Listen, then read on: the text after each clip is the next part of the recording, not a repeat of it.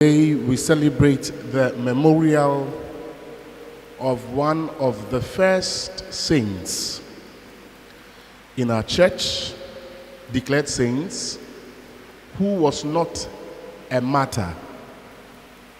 Saint Martin of Tours lived in the 4th century, but as we can see, we are not in red, we are in white. He died a natural death, unlike many of the saints at the time who were killed, who were martyred. But what makes Martin so important to us is the fact that, born from a pagan family in the 4th century in present-day Hungary, at a very young age he wanted to give himself to Jesus. At the age of 15, since his father was a soldier, he was made to join the military. And at the age of 18, he told himself, no, let me make a drastic move and become a catechumen and be baptized. At the time, this was not popular. In 313 AD, Constantine had signed the Edict of Milan. That, of course, made Catholicism the religion of Europe. But it wasn't easy initially. But he stood his ground and was baptized Catholic, became Catholic. At the age of 23, already as a military man, much more, in those days, military men were paid very well, not like we are having in Ghana and some places in the world. They were very rich people because they gave themselves to the states and all that. At the age of 23, more money was given to him, accepting to go to other places for war. And he rejected it and said, enough is enough. I have served the state, I have fought many wars. At this time, Martin, I want to be a soldier for Christ. And at that age, he left the military and dedicated himself to following Saint Hilary. And it is true that actually Martin basically lived the life of a monk and a hermit. Born in Hungary, raised in Italy, now he finds himself in France. That is why he's Martin of Tours. He goes there, follows Hilary. He begins his life as a monk, almost like a hermit, total surrendering to God, doing the work of God, proclaiming Christ crucified. And at the time, there was a heresy, that was that Jesus Christ was not fully God. Christ was not fully God, was not man. He worked tirelessly, preached the gospel, went everywhere, proclaiming the two natures of Jesus Christ. That Jesus was truly and fully God, divine, and also fully man. That is what Martin stood for, even when there was resistance. And at the time, later on, when heretics were being killed, Martin was one of the people with our great Saint Ambrose. You know Saint Ambrose of Milan.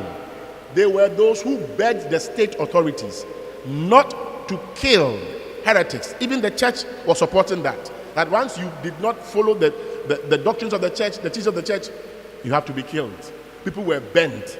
Others were beheaded. It was Saint Martin of Tours who said, no, let us not kill them.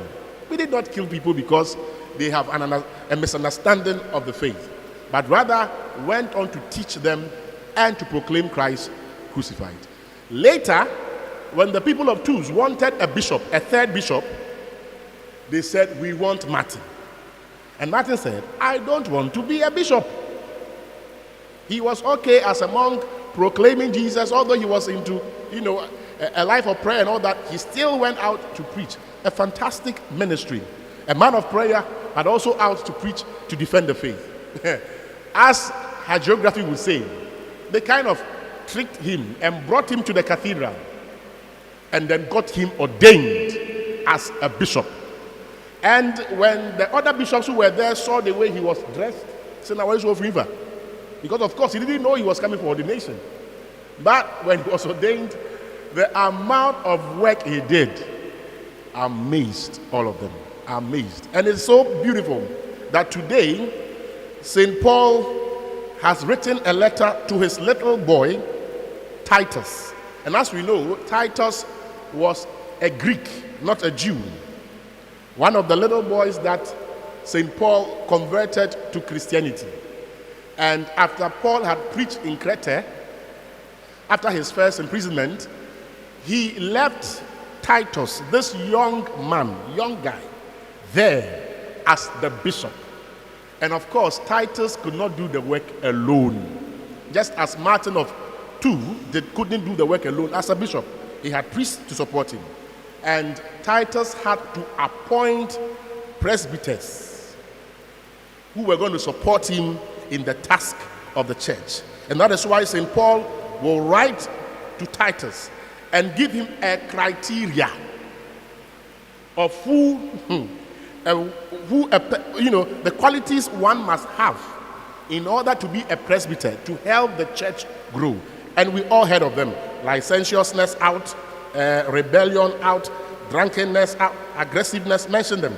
Arrogance, sordid gain, one who is not hospitable. No. St. Paul gave him the criteria. Let's find time and read it again. Titus 1, verse 1 to 9. And this is of relevance to us, not only priests and bishops, but to us in St. James. And not only St. James, but the Archdiocese of Accra. Because we are choosing members for, we don't know what we are choosing people for. Parish what? Parish councils and church councils. And there's something happening in the whole Archdiocese. Why are you choosing someone to be a parish councillor? Because the person buys you food. Because the person buys you drink. I mean, let us be serious as a church. If the parish council or the church council is the council to advise the priest on spiritual matters, on the growth of the church, on the welfare of the church, on the social needs of the church, what is the criteria you are using to choose people onto the council? Mind you, garbage in, garbage out. And so let us take it serious. Let us not just no. It's a serious matter. If this archdiocese would progress, if this archdiocese will move on, we need lay faithful, as Venerable Futun Sin will say, the lay faithful, you must remind us we are bishops. You must remind us we are priests. You must remind us we are deacons. What is that? The hierarchy of the church. So if you as a lay faithful have thrown away the responsibility you have by virtue of your baptism, and you are choosing anybody because of funds or position or societies, we are all from this place, we are all from this town, please, if the work of God must move, we ourselves must be involved in order that the Archdiocese of Accra can move on and do greater things for God. I pray that St. Martin of Tours, who worked tirelessly, not because of, you see, sometimes people are so ambitious in the church. And I was talking to one prelate, one bishop, and he says, Emmanuel, in the church, when there is an election, for example, and you have 5 people, 1, 2, 3, 4, 5, the church does not expect the votes. That is why if there's any election, the deans, we are choosing deans, a bishop, for example, dies or resigns, and they must elect a diocesan administrator, the higher authority will always ask. They just don't want to know who won. They want to know the numbers. I said, why? Say, yes, if there's an election of among 5 people, and the vote pattern is 5-0, which in the normal, in the world, of course, it is possible. Why is it not possible? I voted for myself. That cannot be in the church. I don't know what I'm saying. You cannot be so ambitious that 5 people are supposed to choose one from themselves. and you couldn't even see that any other person could be elected. You get the point? So that if you are 5, at least one should go to another person. Let all the rest vote for you. That is how the church is.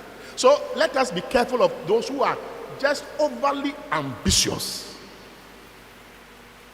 What must you have? You must have true vocation. True vocation. And need that God's work be done. May God bless us all. Amen.